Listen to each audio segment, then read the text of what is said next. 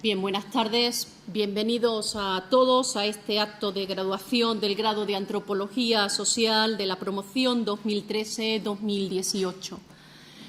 Bienvenidos a los graduados o casi graduados. Bienvenidos, por supuesto, a sus familiares, amigos y demás conocidos que pueden estar hoy presentes en este tan emotivo acto. Les abro el nombre del decano de esta facultad, el doctor don Javier Navarro Luna.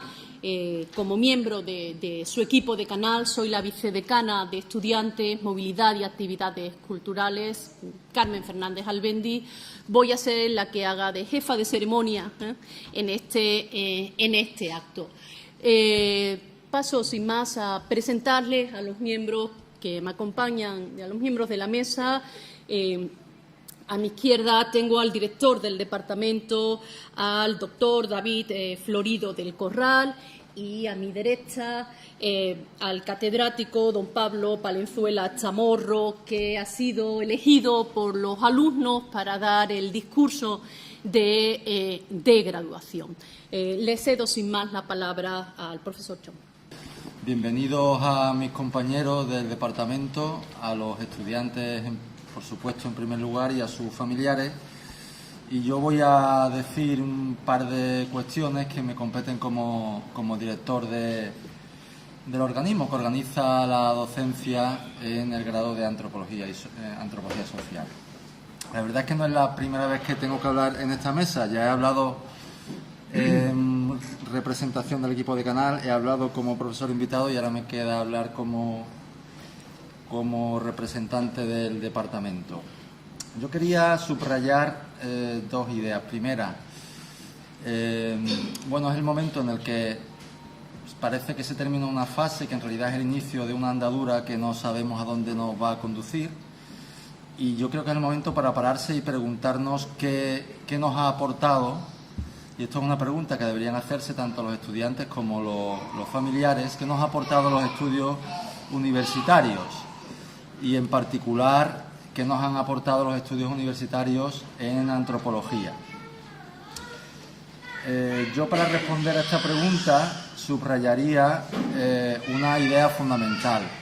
Y es que los estudios universitarios en general, pero digo en particular en el ámbito de la antropología, nos sirven para abrir un campo de pensamiento, de reflexión, nos obliga a pensarnos a nosotros mismos acerca de qué podemos hacer, y este abrir un campo significa que tenemos que dilatar y que ensanchar los caminos por los que habíamos transitado hasta este momento.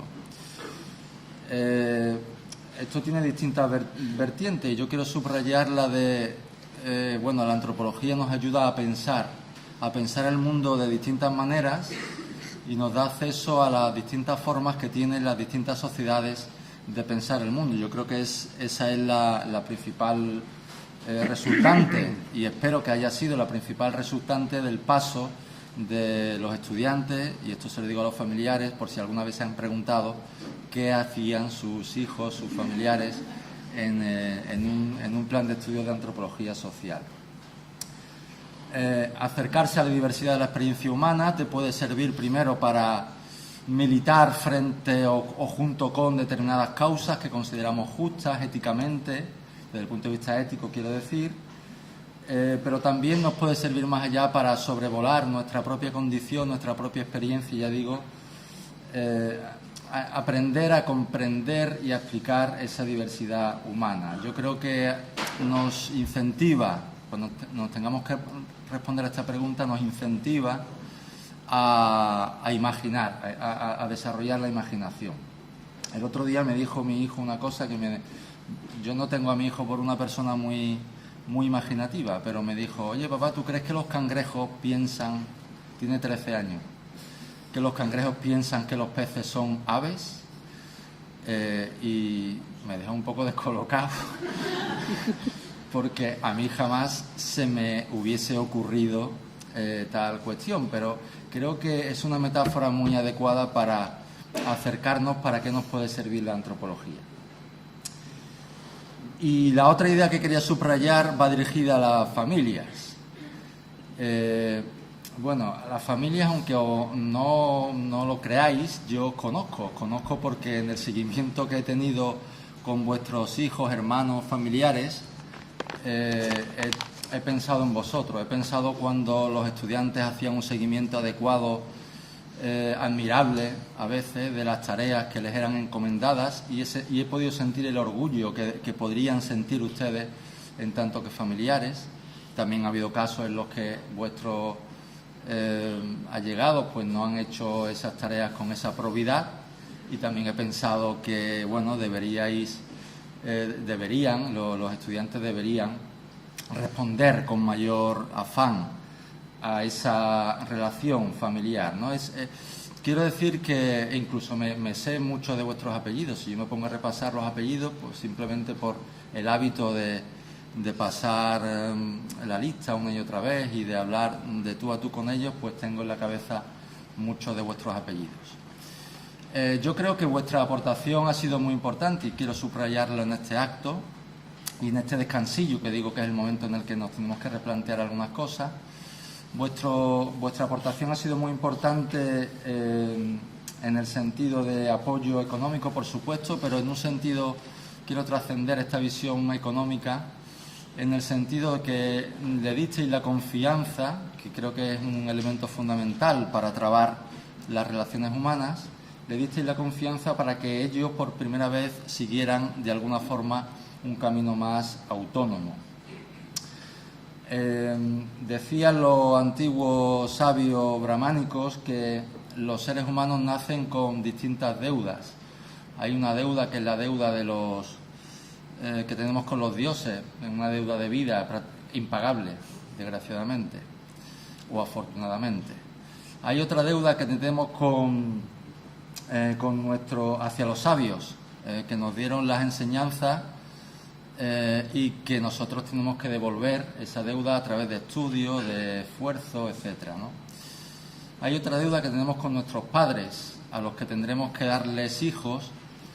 Y además de hijos, tenemos que darle hijos, no solamente hijos físicos, hijos orgánicos, sino hijos en forma de satisfacciones, como por ejemplo la que hoy podemos disfrutar.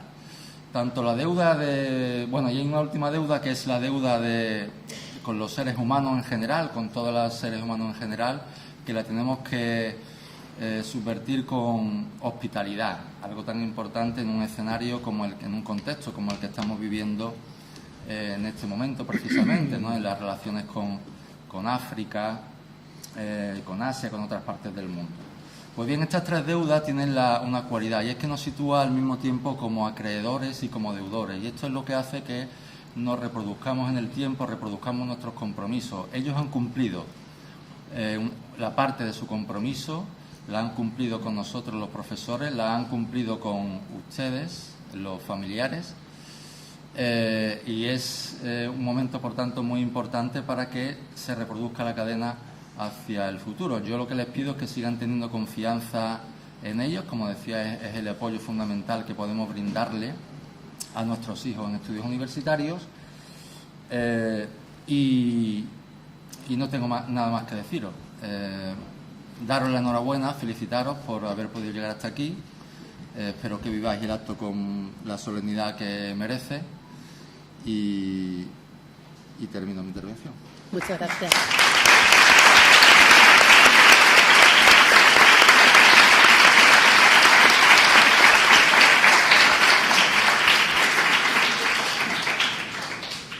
Bien, le cedo la palabra ahora al doctor Pablo Palenzuela Chamorro, que va a dar el discurso que han solicitado los alumnos. Gracias. Señora vicedecana, señor director del Departamento de Antropología Social, compañeras y compañeros del departamento, profesores del departamento, alumnas y alumnos, familiares y amigos. Buenas tardes a todas y todos. Durante los últimos 8 cursos, periodo en que ocupé el puesto de director del departamento, ahora reemplazado por mi compañero David Florido, tuve la ocasión de asistir en representación del departamento a varios de los actos de graduación de las sucesivas promociones del grado de Antropología Social. En aquellas ocasiones mi intervención, como no podía ser de otra manera, se limitaba a un corto saludo en nombre del departamento. Con él manifestaba mi satisfacción por ser testigo de la obtención del grado universitario de la última promoción y por comprobar la alegría de los familiares y amigos que los acompañaban en esas gozosas celebraciones. Hoy quiero confesar que en aquellas graduaciones sentía también una sana envidia. Quiero decir una envidia real, porque esto de sana y enfermizas envidias no existe, ¿no? Una envidia real, dejémoslo así, de mis compañeros y compañeras que eran elegidos en cada ocasión para impartir esta lección, llamémoslo así, o esta intervención en el acto académico. Por eso, en esta ocasión me siento sumamente honrado de haber sido seleccionado por los componentes de la actual promoción para dictar la última lección del grado, que según la tradición universitaria y con cierta, bastante presunción, se califica como lección magistral. En definitiva, que me encuentro muy feliz de estar aquí hoy con vosotras y vosotros, con la responsabilidad de haber aceptado el encargo de realizar la que será mi última actividad académica en la universidad, previa a mi próxima jubilación en septiembre. Sin embargo, las especiales características del acto, su liturgia de celebración, a la vez académica y festiva, así como la composición heterogénea de la audiencia, me obliga a modular mi intervención para diferenciarla del modelo pedagógico de mis clases regulares, que tan estoicamente han soportado los alumnos que hoy se gradúan. Pero no puedo olvidar que aquí estoy como catedrático de universidad y no puedo hacer una intervención de divulgación o divagación como si fuese uno de esos tertulianos que pontifican sobre lo divino y lo humano en los medios de comunicación.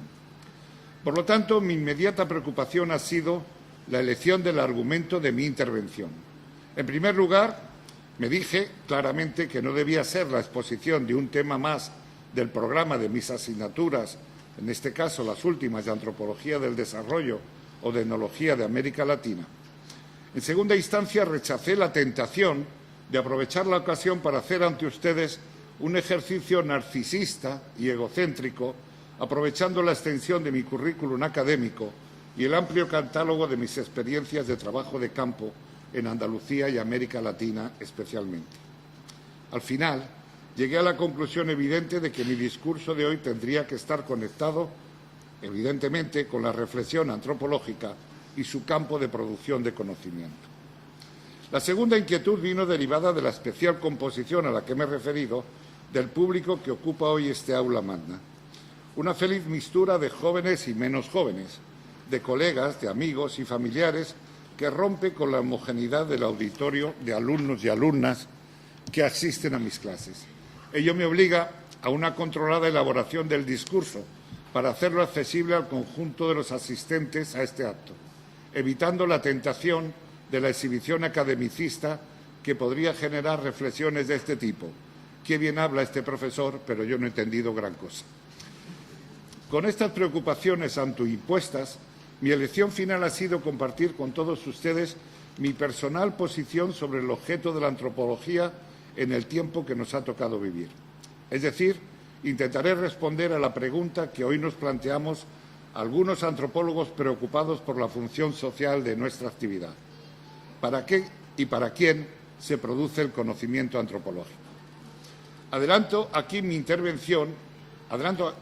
mi intervención se apoyará no solo en el título, sino sobre todo en la posición ética y política del quehacer antropológico expuesta en dos artículos de reciente publicación.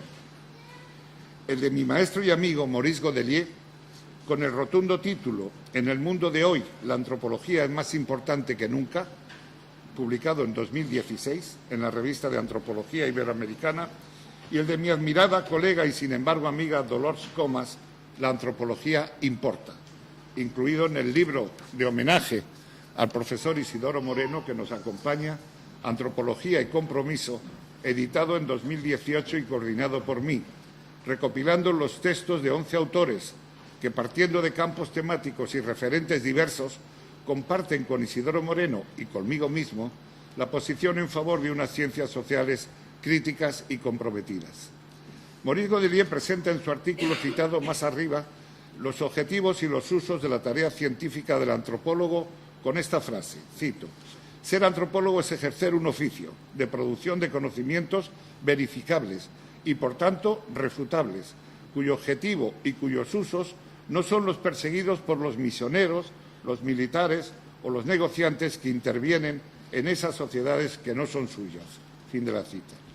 Quiero rescatar de esta cita la expresión ejercer un oficio, por lo que significa de acumulación de un saber hacer que, desde la base fundamental de lo aprendido en las aulas, cristaliza en el terreno práctico en un conjunto de técnicas y habilidades que nos permiten la producción del conocimiento de la realidad social, sobrepasando sus reglas visibles y objetivas para llegar a descubrir la caja negra, metáfora utilizada por el propio Godelier, que contiene los mecanismos ocultos que otorgan un sentido a las desigualdades sociales y a los mecanismos de su reproducción.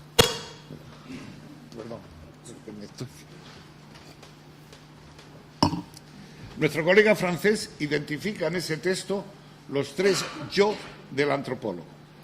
En primer lugar, el yo social, obtenido por nacimiento en un determinado colectivo social, en un contexto histórico y social concreto. En segundo lugar, el yo íntimo, formado por las experiencias personales, por los deseos y ambiciones, por las utopías y conquistas. Y finalmente, el yo cognitivo, es el yo intelectual, conformado por elementos ideales, conceptos, teorías, etc. Es a la vez teórico, pero ético y político, siempre en estado de vigilancia crítica. Personalmente me siento identificado con esa triple configuración del perfil antropológico y, aunque anuncié al principio de mi intervención mi decisión de no hacer de mis experiencias personales el argumento central de mi exposición, no tengo más remedio que rescatar aquí algunos elementos de mi recorrido vital para demostrar esa identificación con el triple perfil del que habla Godelier.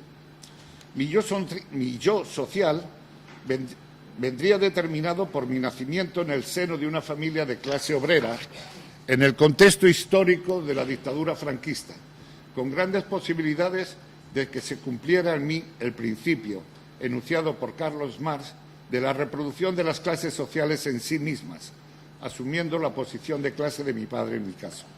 Para entender el funcionamiento práctico de esta ley universal, recomiendo a los alumnos, como ya lo he hecho en su momento, la lectura de la excelente monografía de 1988 del antropólogo inglés Paul Willis, cuyo título dice «Aprendiendo a trabajar, cómo los chicos de la clase obrera consiguen trabajos de clase obrera». Esta es la formulación de ese principio de reproducción de las clases. Solo una serie de afortunadas casualidades, estar en el sitio preciso y en el momento oportuno, y los méritos de mi esfuerzo personal sostenido me permitieron eludir el destino de empezar a trabajar como asalariado a los 14 años, siendo el mayor de los hijos varones de la familia, y cumplir el ciclo universitario hasta llegar a la universidad, paradójicamente gracias a una beca de las mutualidades laborales del franquismo, contradicciones de cualquier sistema político, incluso dictatorial, ¿no? Mi yo íntimo fue cristalizando con la experiencia de un chico de la clase trabajadora adoptado como becario en un colegio de pago de los hermanos maristas, de Palencia concretamente, que es donde yo vengo, con la obligación de ser el alumno ejemplar para conservar esa beca año tras año, que no tuvo nunca ningún papel, nada más que la bendición del director del colegio. No solo en los estudios, ejemplar no solo en los estudios, sino también en el deporte, cualquier tipo de deporte. Tenía que apuntarme y ser capitán de todos los equipos del colegio y hasta en las prácticas de devoción religiosa. ¿Vale? ¿Quién lo diría a estas alturas? Esta vivencia cotidiana del contraste del modelo de vida del colegio elitista con el de mi humilde casa familiar me facilitó la comprensión juvenil de la desigual estructura social del franquismo y generó en mí el deseo de romper con el rígido corsé de la obligación ineludible de ser siempre el alumno ejemplar. Solo con el acceso en 1967 a la licenciatura en Ciencias Políticas en la Universidad Complutense de Madrid pude liberarme de esa responsabilidad. Ya no tenía que ser más el primero de la clase. Finalmente, mi yo cognitivo, que es el más directamente conectado con la elección del tema que nos entretiene hoy, se apoya en dos pilares imbricados. Primero, mi formación universitaria. En primer lugar, en Ciencias Políticas, como ya he apuntado, en la Universidad de Madrid entre 1967 y 1972 y más tarde en Antropología Social en la Universidad de Montreal en 1973-77. En ambas trayectorias académicas, el paradigma que guiará mi formación intelectual será el materialismo histórico y dialéctico, entendido como ciencia de la historia, tal como el mismo Marx lo calificó. La lectura que podría hoy considerar como iniciática de mi lección de este paradigma fue el librito, muy cortito, pero muy denso, en esa época prohibida en nuestro país, que se titulaba Conceptos elementales del materialismo histórico, de Marta Hanecker, una socióloga chilena. Ese primer acercamiento juvenil se consolida con las sucesivas lecturas de los autores clásicos del marxismo y, sobre todo, con la influencia de profesores, amigos y maestros como Isidoro Moreno, Pierre Bocage, Maurice Godelier, Rodolfo Stavenhagen, Aníbal Quijano, Carlos Guzmán Bockler, y solo estoy haciendo una selección, evidentemente no exhaustiva, de todos los que han dejado un pozo de conocimiento y de compromiso en mi persona. Y, además del aprendizaje, del ejemplo de vida de una militancia generosa en favor de los oprimidos, como la de Diamantino García, fundador del Sindicato Obreros del Campo, cura obrero y un ejemplo de vida, de lucha y de compromiso, y la de Diego Cañamero, también dirigente jornalero y actual miembro del Sindicato Andaluz de Trabajadores. En el caso de Andalucía y en el caso de América Latina, resalto aquí el ejemplo de vida y el ejemplo de compromiso de Nina Pacari y Luis Macas entre los indígenas ecuatorianos. El segundo soporte sobre el que se consolida mi yo cognitivo es la militancia política en organizaciones de izquierda radical, tanto en España como en Quebec. Esta actividad, que con alguna dificultad hice compatible con mis estudios universitarios, que nunca perdí un curso, pero bueno, estuvo orientada en un primer momento a propiciar la caída de la dictadura y la restauración de la República, en mis años jóvenes, evidentemente. Mi posterior estancia en Montreal no supuso, a pesar de la distancia, una suspensión de los objetivos de esa militancia que a mi retorno a España continuó sin pausa hasta la disolución del Partido del Trabajo en 1981, partido en el que yo milité. Desde entonces no he tenido un encuadramiento político organizado, pero no por ello no he dejado de hacer política, intentando mantener una fidelidad a los principios ideológicos de mi primera juventud. A diferencia del otro Marx, en este caso Groucho Marx, de los hermanos Marx, que afirmaba con su humor surrealista: estos son mis principios y si no les gustan, tengo otros. Yo podría declarar: estos son mis principios y hasta ahora no he encontrado otros más útiles, tanto para mi actividad profesional como para mi compromiso político. Dolors Comas, que es el segundo referente que estructura un poco mi intervención de hoy, por su parte, considera imprescindible renovar el compromiso de la antropología para contribuir a esclarecer las contribuciones y tensiones presentes en la sociedad, poniendo especial atención en la diversidad humana y las desigualdades sociales.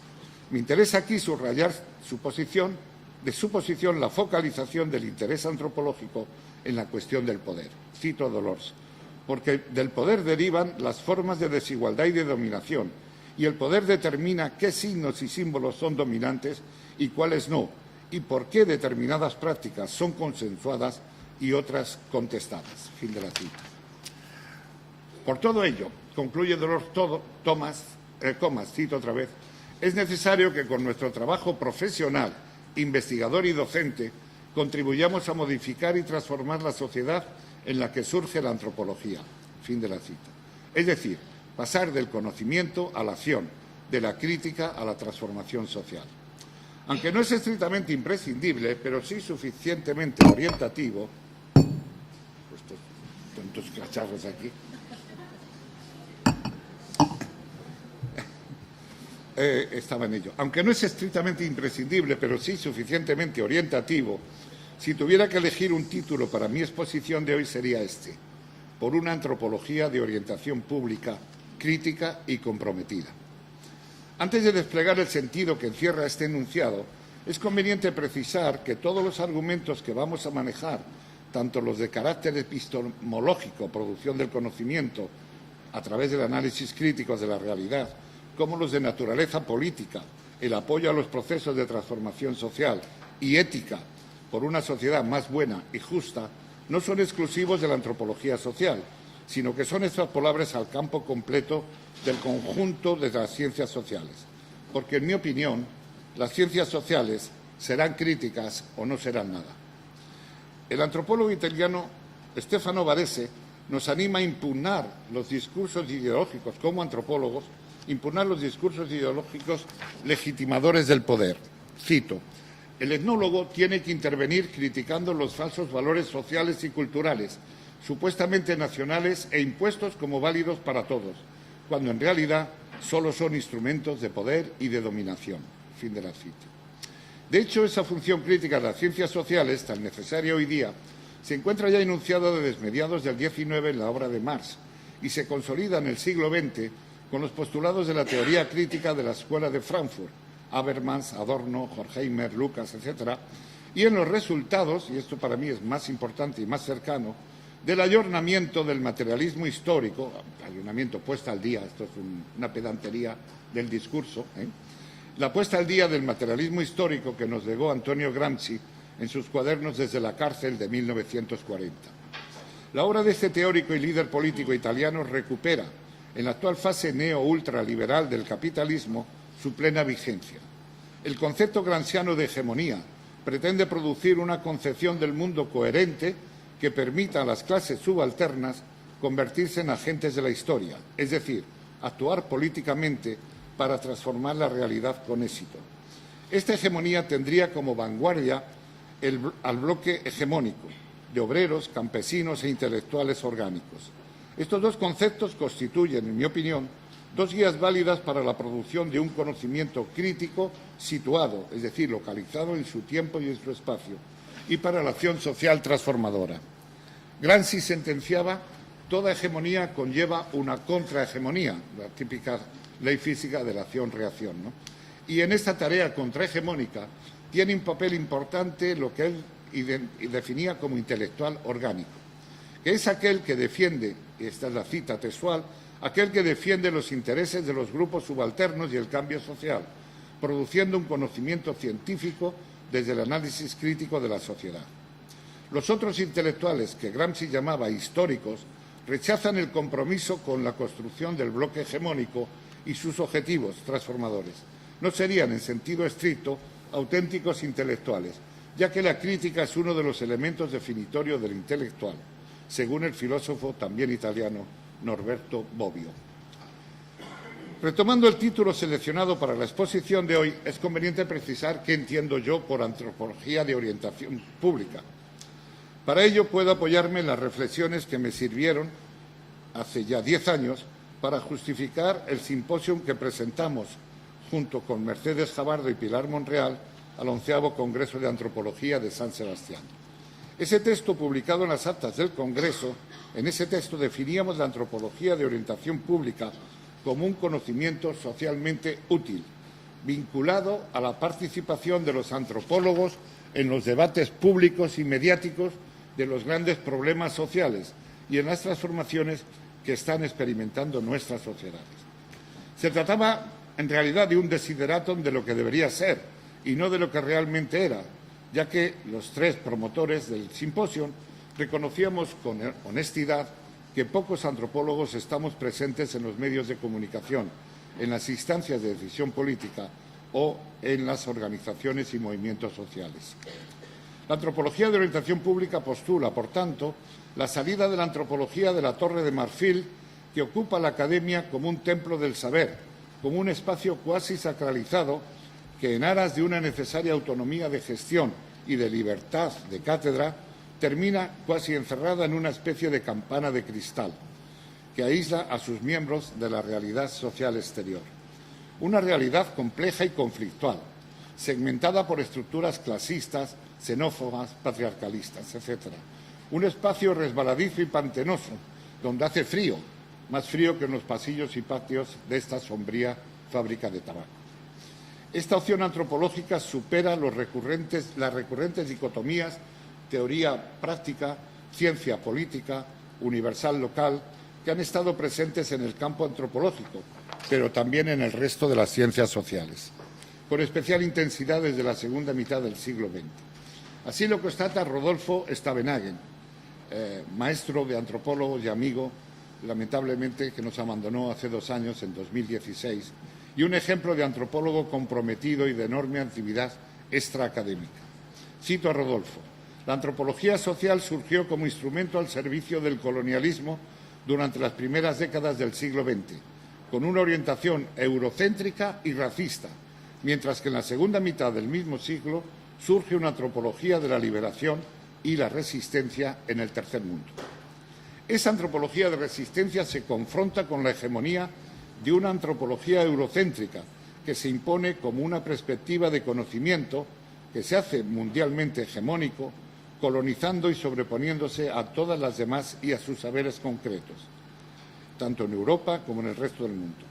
Frente a ello es necesario que se reconozcan las otras formas de producción de conocimiento, las epistemologías periféricas que dice Walter Mignolo, o en el caso de nuestra disciplina, las antropologías del sur que postulan Darcy Ribeiro y Arturo Escobar en su libro Las antropologías del mundo.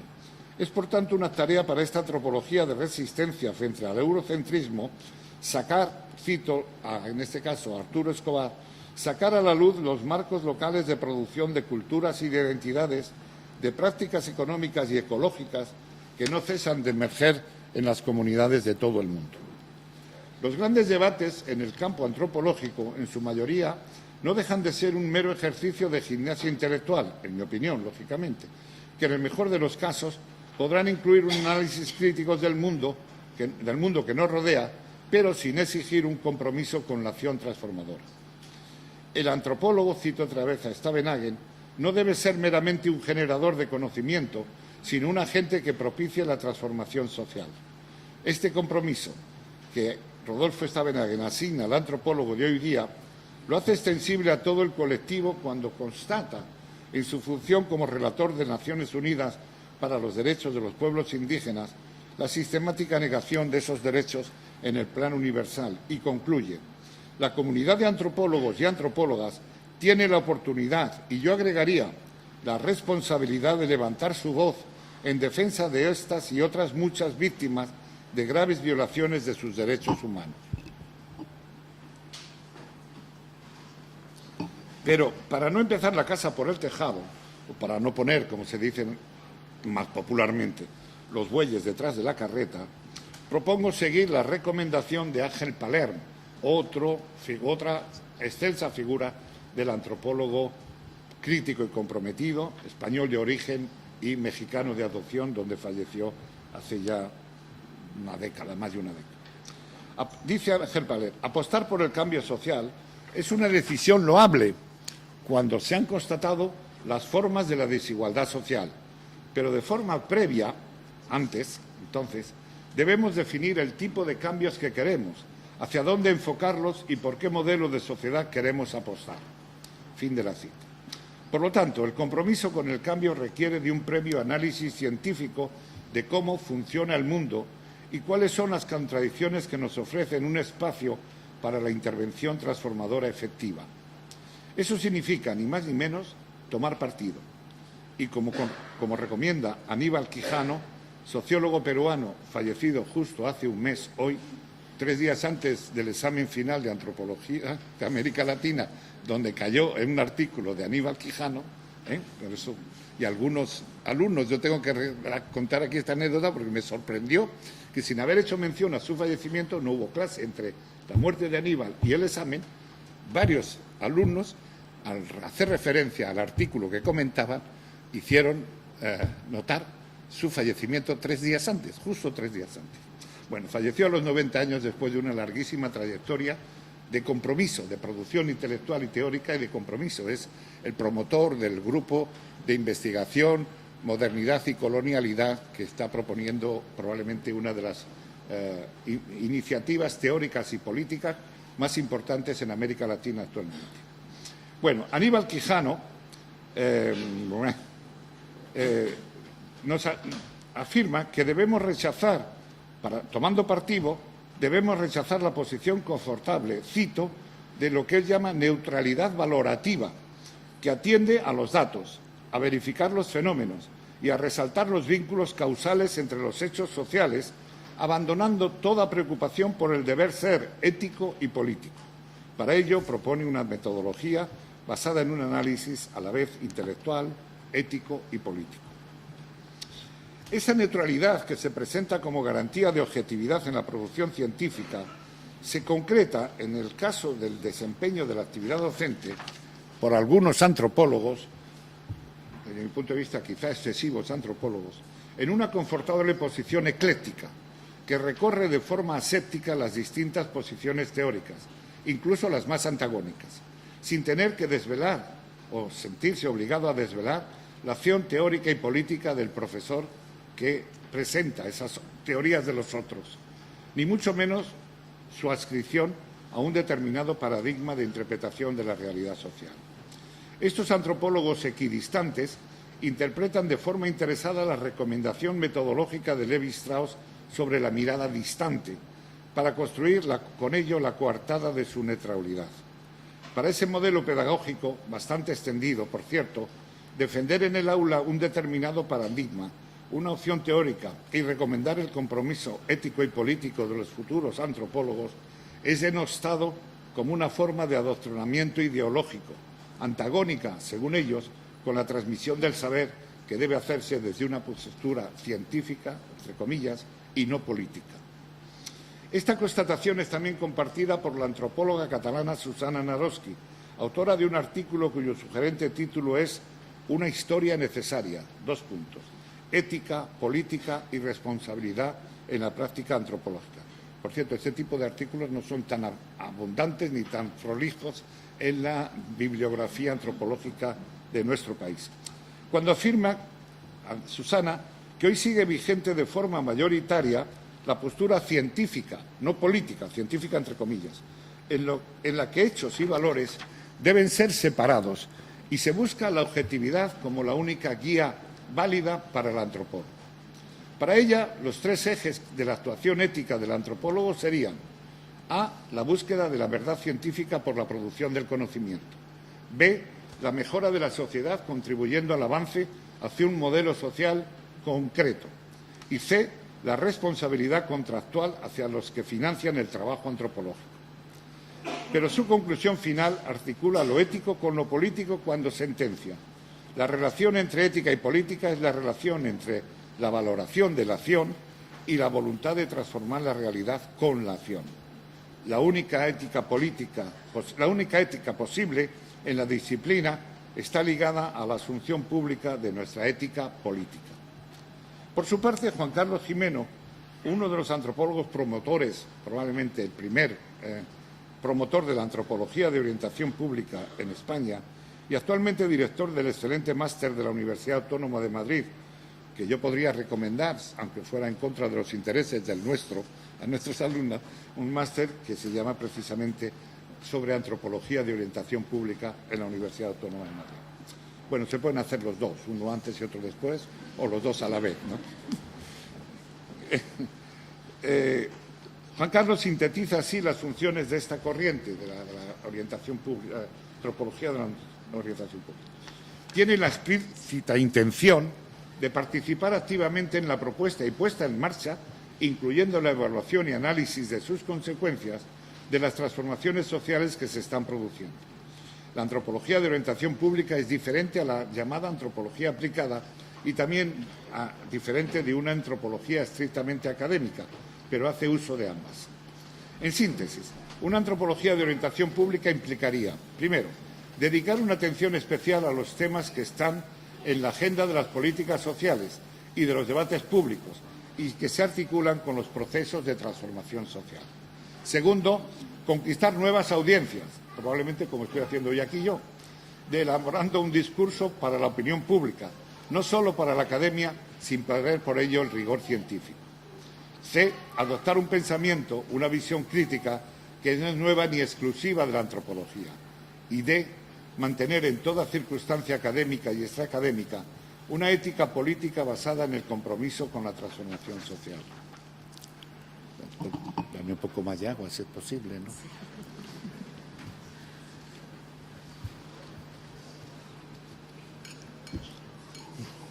Ya estoy terminando, ¿eh?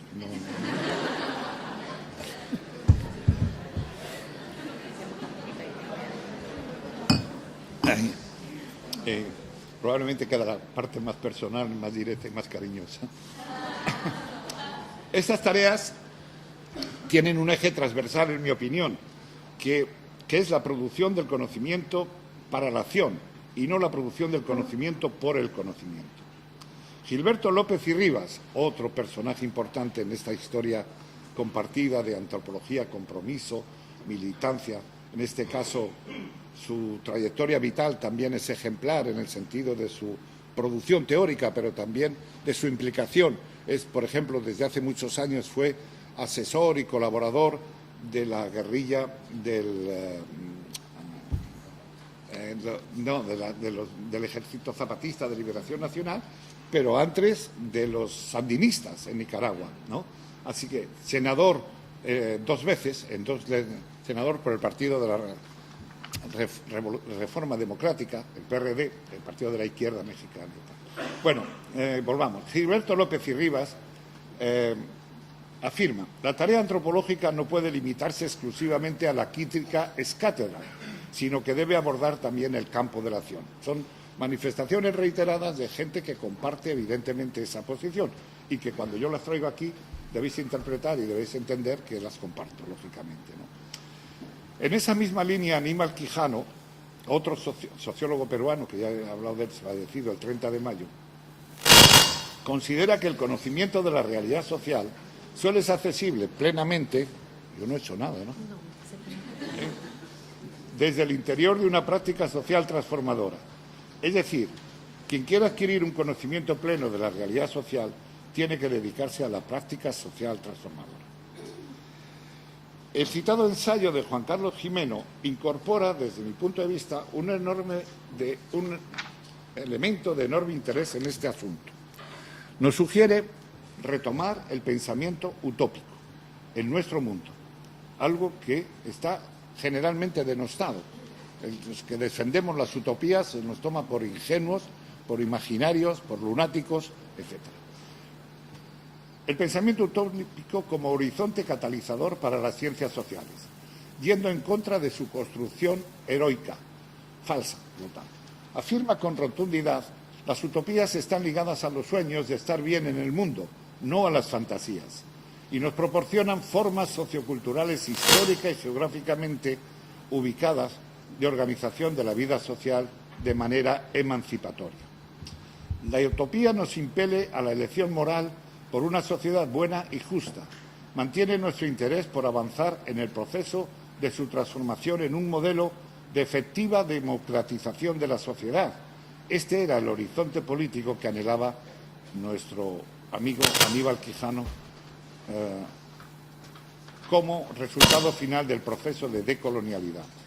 Es decir, la estrategia teórica y de acción que acabará con el patrón de poder heredado del colonialismo histórico y construido desde el control de la economía, el control de la fuerza de trabajo, el control de la autoridad, el control de la subjetividad y la racialización de las sociedades. El sentido profundo de estas reflexiones sobre el objeto científico y político de la antropología y la función social de los antropólogos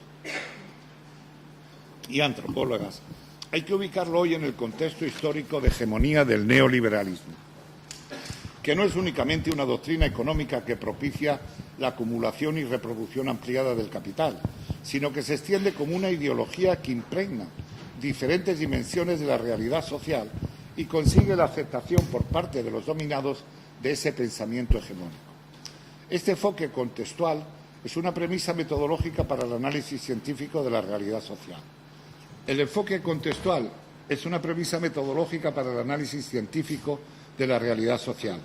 Los sistemas sociales, con su estructura jerarquizada, son sus desigualdades, sus discursos legitimadores o impugnadores, sus violencias y resistencias, son un constructo social situado, es decir, integrado en un marco histórico, social y culturalmente determinado y contingente.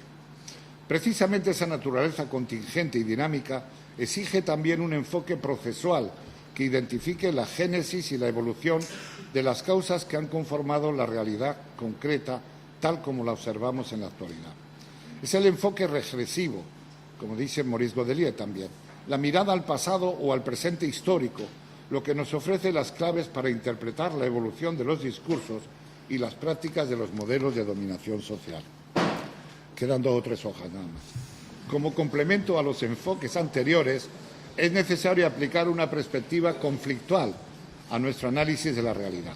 Ello supone descartar propuestas metodológicas como el funcionalismo o el estructuralismo, que enfatizan el equilibrio y la complementariedad de funciones y de estructuras, obviando el antagonismo de intereses y la confrontación innegable de estrategias de clase social, de identidades étnicas, nacionales y de género, negando de hecho la polarización estructural entre dominados y dominadores, entre agentes del monopolio legal de la violencia y actores de las prácticas de resistencia y de resiliencia, en resumen, entre víctimas y victimarios.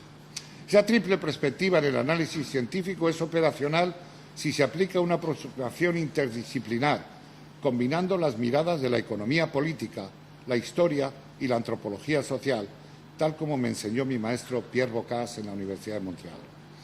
En esta disyuntiva de elección de uno de los polos de esa realidad conflictual, parece obvio que a la altura de este partido, como dicen los porteños argentinos, nuestra posible aportación como antropólogo comprometido se entregaría en las funciones que Antonio Gramsci, anteriormente citado, asignaba al intelectual orgánico. Repito, defender los intereses de los grupos subalternos y el cambio social, produciendo un conocimiento científico desde el análisis crítico de la sociedad.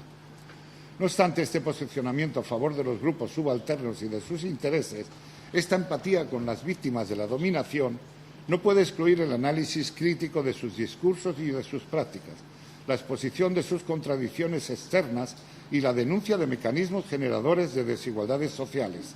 Los grupos subalternos no son un bloque homogéneo, no son potencialmente idealizados como una comunidad fraternal, sino un sector socialmente fragmentado y jerarquizado. Esa doble función dialécticamente imbricada de científico crítico y de actor comprometido, el antropólogo bien intencionado no está por ello inmunizado contra el virus etnocéntrico que le ha sido normalmente inoculado en el proceso de su formación académica. La jerarquización de las formas culturales y la apreciación de superioridad incuestionable del modelo civilizatorio eurocéntrico occidental se naturaliza en los discursos y se reproduce de forma cuasi inconsciente en la producción antropológica. La primera reacción ante esa tentación es rechazar la validez exclusiva del conocimiento eurocéntrico y defender la legitimidad y la eficacia epistemológica de otras formas de producción de conocimiento que emergen en los lugares, como dice Arturo Escobar. El frágil equilibrio entre compromiso político y análisis crítico solo puede mantenerse desde una clara asunción pública de una ética política que no renuncia al objetivo utópico de conseguir una sociedad más buena y justa, plenamente democrática, como deseaba Aníbal Quijano. Bien, pues al llegar al final de mi exposición, en este momento tengo la impresión de que los graduados y graduadas de hoy, antes alumnos y alumnas de mis asignaturas, han podido constatar que los argumentos que he utilizado para defender mi posición en favor de la antropología de orientación pública son, como no podía ser de otra forma, los mismos que he desgranado en las clases. Si con ello he contribuido a rebajar el entusiasmo con el que habéis acudido a vuestra graduación, os pido disculpas. En este momento es necesario, como ha hecho el director del departamento por mi parte, felicitar a los graduados y graduadas el haber conseguido su objetivo de terminar el grado y que será, espero, una etapa que les llevará al máster y probablemente al doctorado.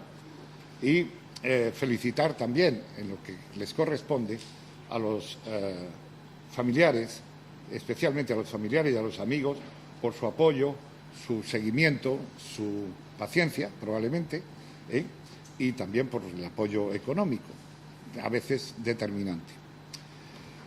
Por fin, este profesor, a punto de ser jubilado, porque como decía el año pasado mi compañero y amigo Isidoro Moreno en la misma tesitura, yo no me jubilo, sino que me jubilan, está ahora en la idónea posición para compartir este aforismo que me transmitió hace ya algunos años en su casa de Lanzarote mi amigo del alma José Saramago.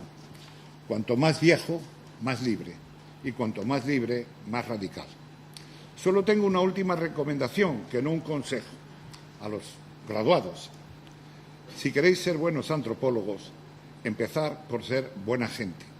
Esas dos cosas juntas os harán muy felices. Muchas gracias.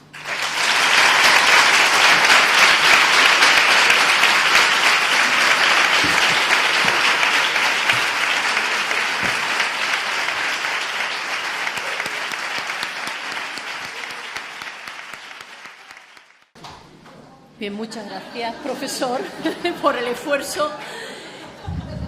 Sin duda, las próximas generaciones de alumnos de esta facultad le echaremos de menos. Yo me meto entre ellos, ya que soy historiadora y no antropóloga. Bien, para continuar con el acto, toca el tiempo del discurso de los representantes de alumnos, don Manuel Sánchez Laramas y doña María Bajo Gutiérrez, por favor. Buenas tardes a todos. Somos María y Manuel y somos los que nos vamos a encargar de hacer el discurso por parte del alumnado. Queríamos daros a todos la bienvenida de parte de todos nuestros compañeros y profesores. Está un poquito atacado, ¿eh? Sí. Bueno, más allá de lo que significa la antropología y todo lo que envuelve, creemos que en estos últimos 4 años, en algunos casos más, ha sido ante todo un viaje, una transición en la que hemos crecido, aprendido y cambiado. Hemos pasado buenos y malos momentos, pero ha sido una auténtica experiencia para nosotros. Una etapa inolvidable de la que nos llevamos no solamente conocimientos y una nueva forma de pensar y de ver el mundo, sino, lo más importante aún, personas increíbles que han llegado a dejar mella para nosotros para siempre.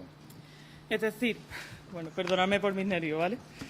Llegamos aquí y salimos transformados, no por tener un título, sino por todo lo que hemos aprendido de nosotros mismos a lo largo de todo este viaje, con la compañía de personas que nos han ayudado a brillar y con los que mano a mano hemos ido atravesando todos los entresijos de esto que llamamos antropología. Un trayecto de descubrimientos y de anhelos en los que nuestros amigos y nuestra familia nos han ayudado a solventar las barreras y los tropiezos, con los que hemos compartido las horas de biblioteca, las risas, hemos soportado la época de exámenes y al final hemos descubierto un nuevo mundo. En fin, la universidad no iba a ser todo estudiar, también ha supuesto viajar, conocer nuevos límites, ha sido beber más café y cerveza que agua muchos días, pero siempre dispuestos a pasar un buen rato en el patio, aunque fueran solo esos 5 minutos de descanso de la biblioteca o entre clase y clase.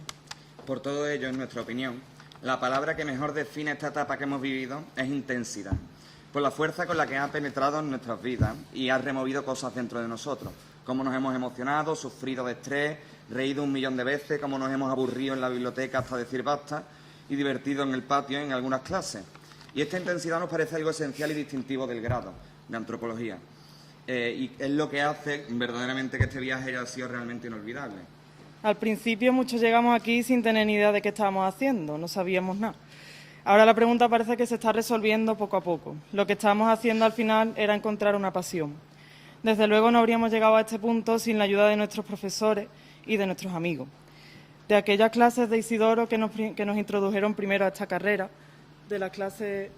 Ah, vale, sí. Sí. Las clases de Florido, intentando explicar qué es la epistemología con un vídeo de unos señores cantando que nos dejó a todos a cuadros. Que, por cierto, es un concepto que yo, por lo menos, no he terminado de entender completamente hasta este último año. Por otra parte, esa pasión y defensa de la sexualidad que Asunta llevaba a cabo y lleva a cabo con sus clases y que, por nuestra parte, compartimos totalmente. Bueno, la emoción contenida y los pelos de punta que hemos tenido muchas veces en clase de Félix y toda la emoción que él nos ha transmitido. También el estrés y el descubrir la investigación en la antropología con Manuela en la asignatura de método, que ella nos dio ese empujón también, ¿no?, para salir a preguntarle a todo el mundo con nuestras preguntas indiscretas y nuestra curiosidad. Ay, que me he perdido. Y, por supuesto, poder despedirnos de este último año junto a Palenzuela de todo este departamento, ansiando todos juntos lo que nos deparará el futuro y con ganas de seguir aprendiendo de él a pesar de que se jubile. Y todos los demás profesores que también, cada uno de ellos nos ha marcado y nos ha guiado en este camino, aunque no tenemos tiempo de pensionarlos a todos.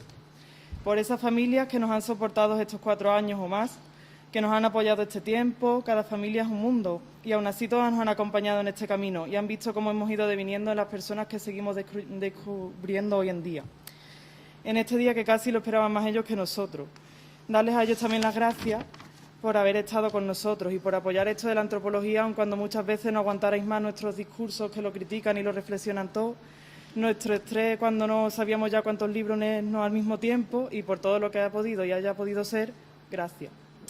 Por último, y no por ello menos importante, esas miles de horas en el patio, más que en la biblioteca y en algunas clases, con todos los compañeros de la cafetería que ya casi se anticipaban a nosotros a los miles de café que nos hemos echado allí. Y a su famoso bote, con especial mención de Manuel, al que algunos de nosotros le hemos cogido muchísimo cariño. Sí, y también, por supuesto, una mención a Gregorio y a Luis, omnipresentes estos 4 años en el Sanfe, a cualquier hora, a cualquier día. Incluso hoy que os invitamos a todos a venir después con nosotros a tomarnos unas copitas allí y celebrarlo también con una cervecita. Aunque hoy puede parecer que se cierra esta etapa, realmente no podemos decir que se cierre por completo en nuestras vidas, porque no se trata de un camino cerrado. Elegir estudiar antropología era arriesgado. Todos nos dijeron en su momento, ¿eso qué es? ¿Cuántas veces nos habrán preguntado para qué sirve? Bueno, ¿qué vamos a hacer cuando terminemos la carrera?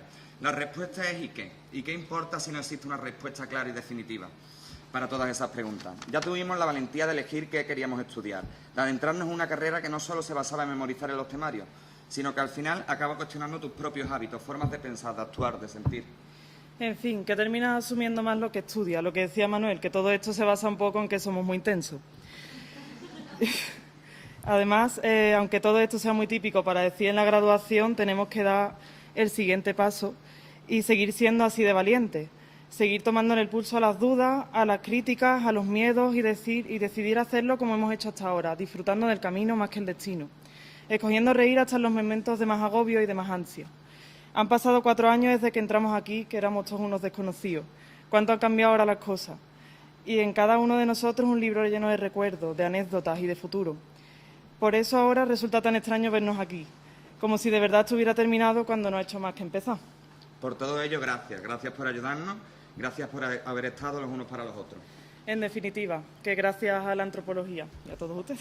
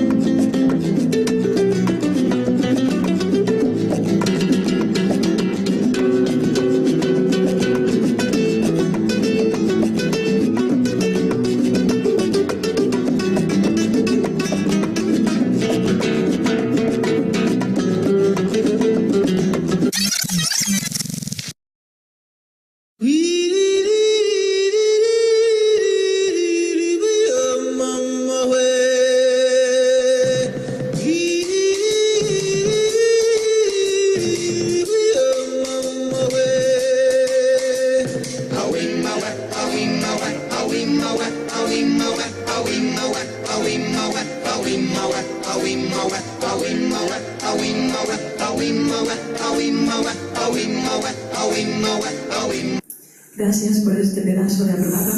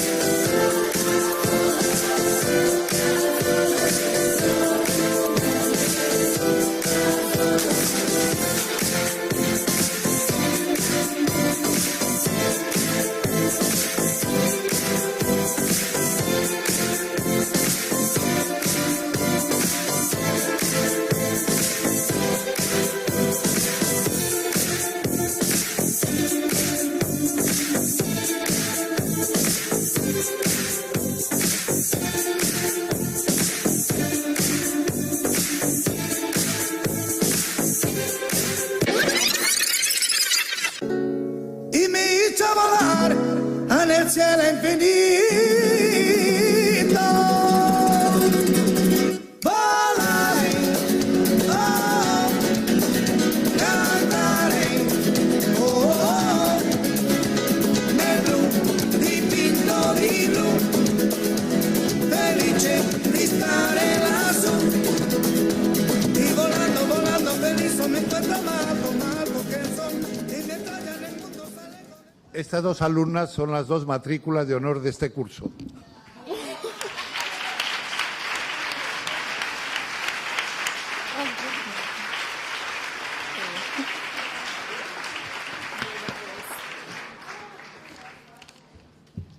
Cuando queráis.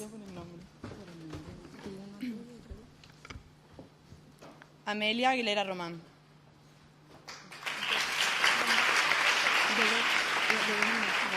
Y Ana Álvarez Becerra.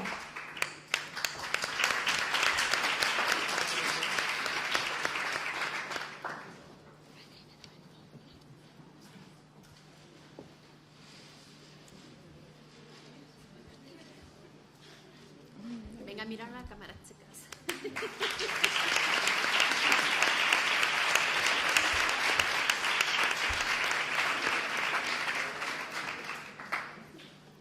Elena Álvarez Zambrano. Y Javier Álvarez.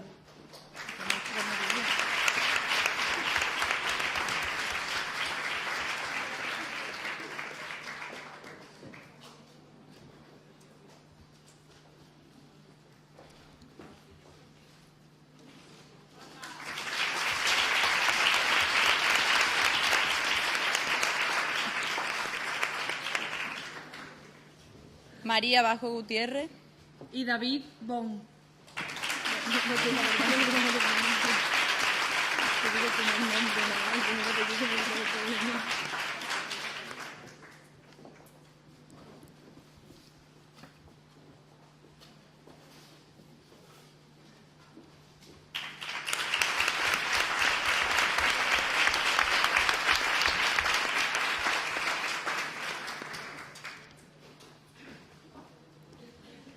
Rosa María Boza Iglesias. Y Carlota Caballero Santos.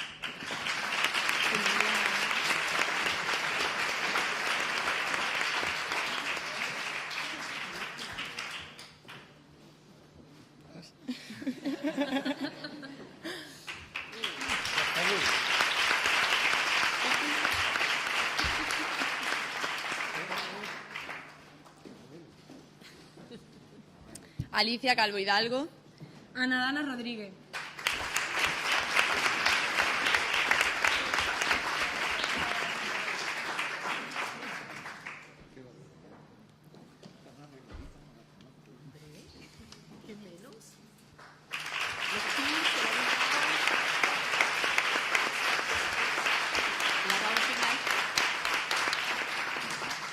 Felila Camping. María Luisa de las Heras del Osar. Victoria García Reyes.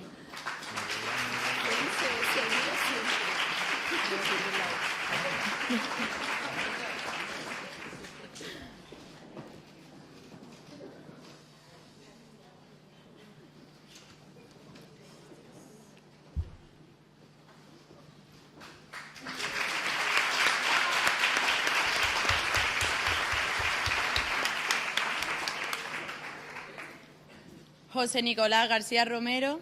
Pablo Giraldo Maqueda.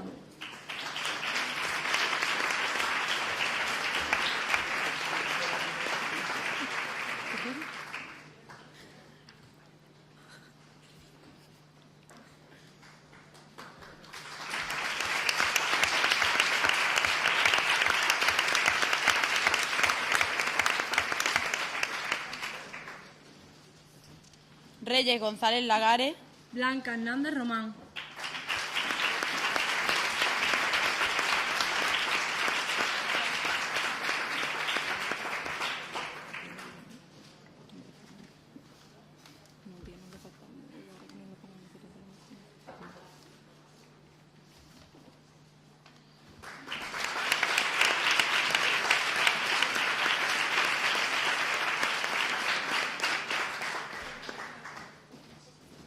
Esperanza Jurado Serrano. Inmaculada León León.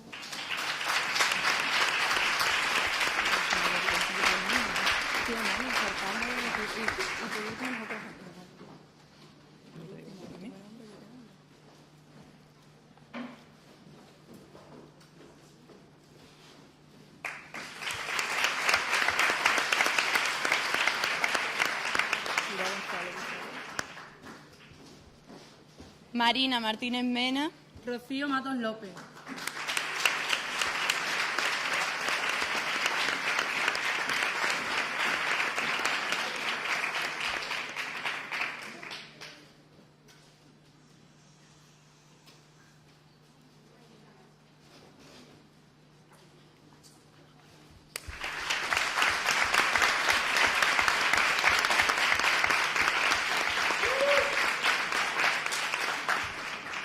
Nasima Misiri Valverde, Ana Moreno Navarro.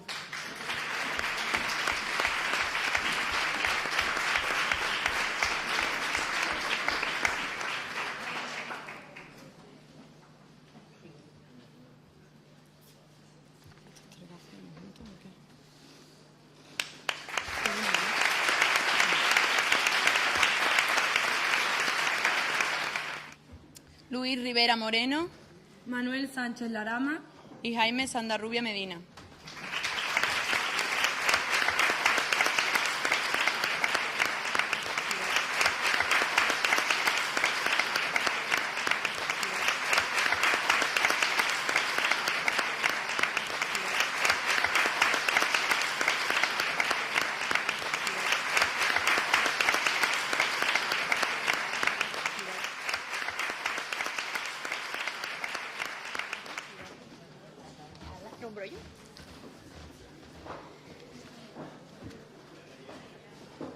Bien, y por último, pero no menos importante, a Teresa Mangas Aguilar y a Marta Mora Moro.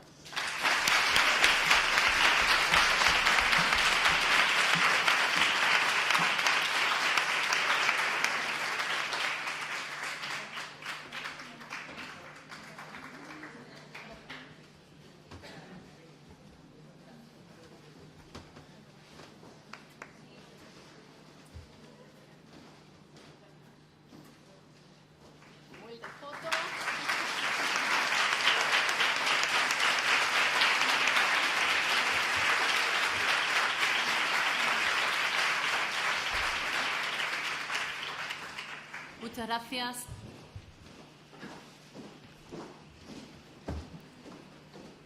Bien, solo unas breves palabras para concluir este acto como representante del equipo de Canal.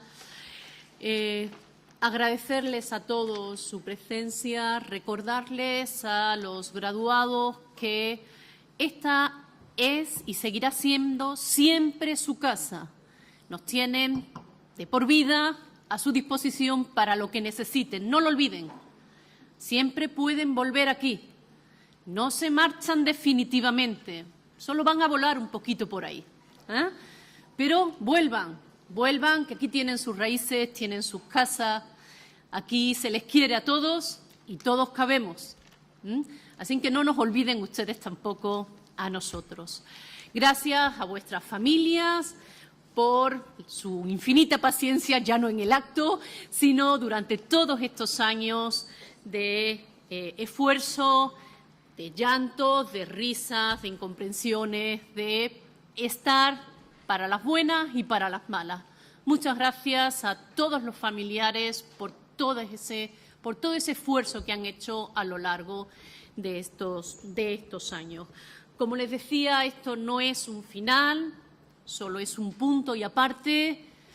Vuelen, crezcan, experimenten, vivan, que es en definitiva de lo que se trata. Y sean felices por encima de todo. ¿De acuerdo? Muchas gracias a todos.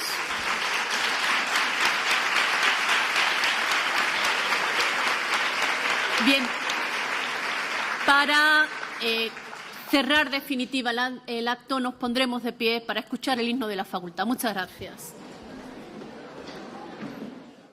Gaudeamus igitur, juvenes dum sumus. Gaudeamus igitur, juvenes dum sumus. Os iucundum juventutem, os molestam selectutem, nos habebitumus, nos habebitumus.